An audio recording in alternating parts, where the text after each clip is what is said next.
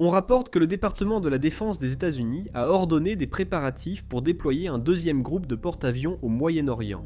D'après le Wall Street Journal, l'armée a ordonné de préparer le déploiement d'un groupe de porte-avions au Moyen-Orient sous 2 semaines, envisageant même une éventuelle attaque contre l'Iran.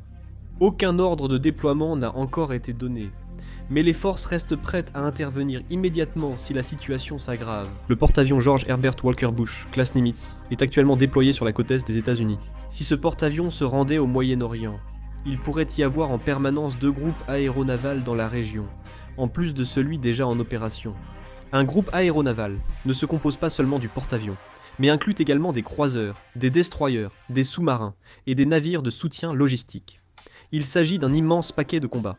En réalité, c'est une mesure symbolique qui montre clairement que les États-Unis sont prêts à frapper à tout moment. En particulier, le fait d'avoir 2 groupes aéronavals signifie que la capacité à mener des opérations aériennes de façon continue augmente considérablement. Pendant qu'un porte-avions est en opération, l'autre peut se réapprovisionner et effectuer sa maintenance à l'arrière tout en évitant toute interruption de la présence militaire.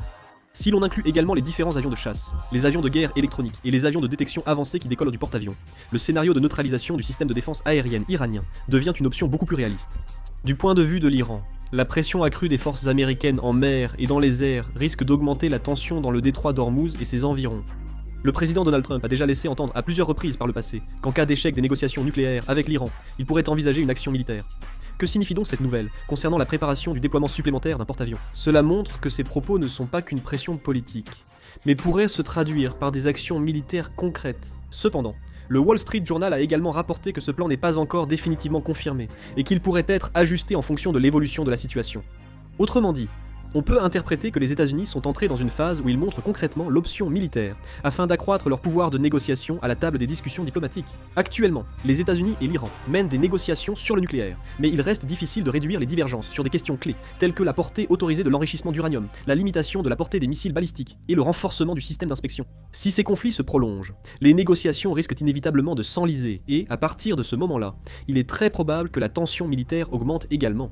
Le président Trump maintient pour l'instant une position privilégiant la solution diplomatique, mais si la situation se concrétise avec le déploiement de 2 groupes aéronavals au Moyen-Orient, cela pourrait représenter une pression diplomatique et militaire exercée simultanément.